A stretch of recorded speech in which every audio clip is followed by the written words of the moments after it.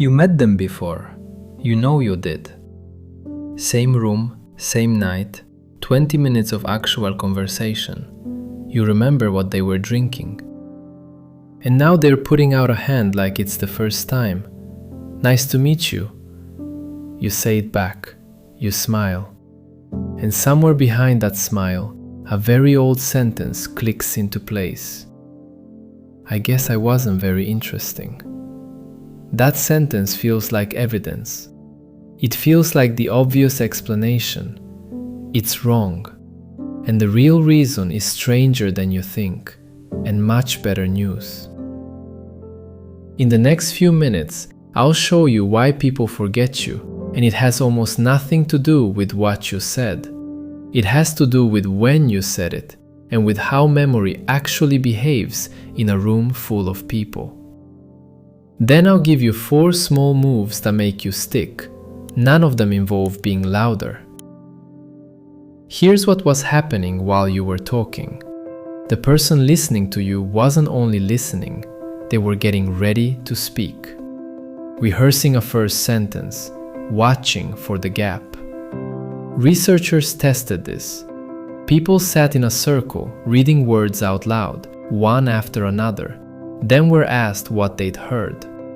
The words they couldn't recall weren't the boring ones. They were the words spoken right before their own turn. Not disliked, not judged, just missing. I'm going to call that the blank window, the few seconds where someone's attention is spent on themselves, and you happen to be talking into it. Psychologists call it the next in line effect.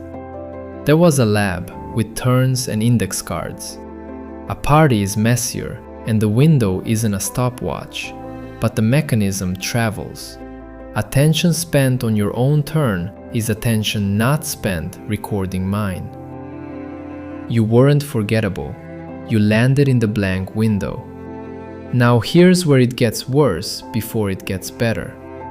When someone doesn't remember you, you don't file it as a memory problem. You file it as a verdict. They didn't like me. But this has been measured. People walk away from conversations underestimating how much the other person liked them. Not occasionally, consistently.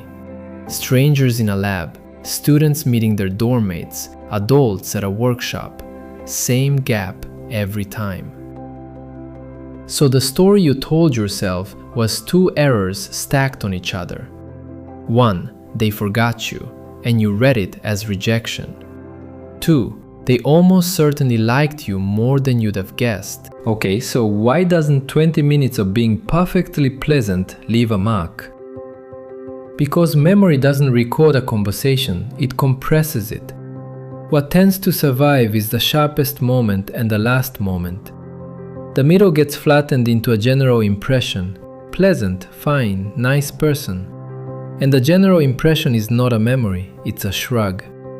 To be honest about it, that's a rule of thumb, not a law. Pulled across studies, the effect comes out softer than the popular version suggests.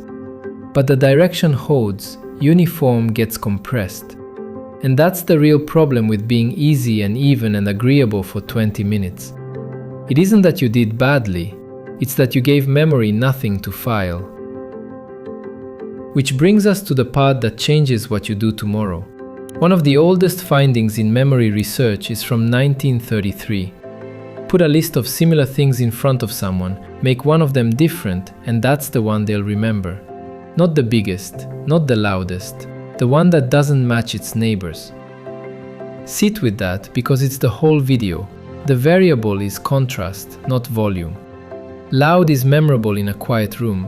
In a loud room, loud is the wallpaper. So you never needed to become louder. You needed to become different from what's around you. And when everything around you is noise, what stands out is precision, or stillness, or one specific true sentence. Here's the second lever, and it's the one people find hardest to accept. People remember the conversations in which they talked.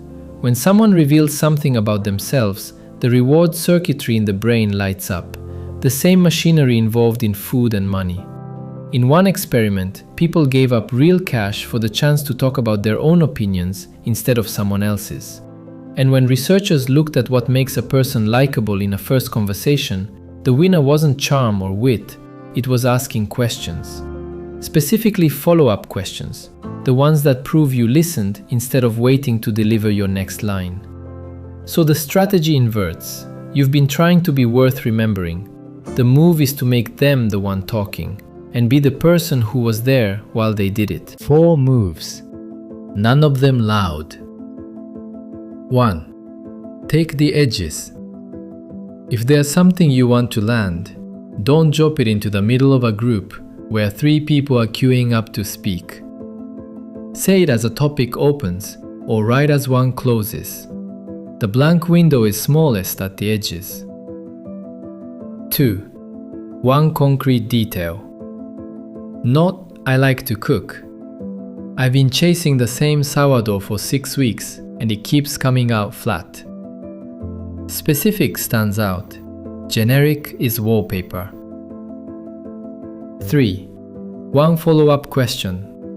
Not a new question, a follow-up to the thing they just told you. That's the one that reads as listening. 4. End on purpose. Don't let it dissolve while you both look at your phones. Close it.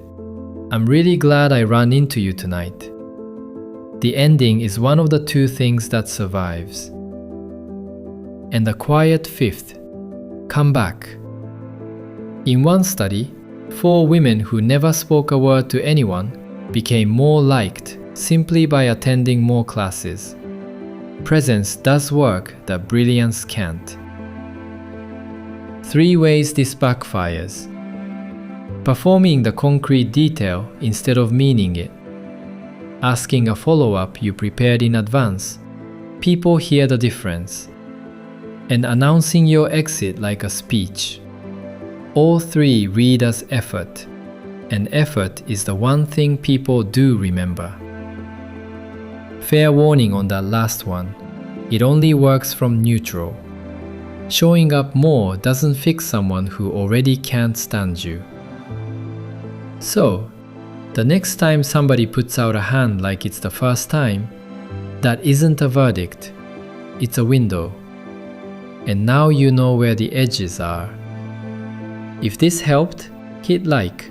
It genuinely helps this channel reach people who overthink conversations.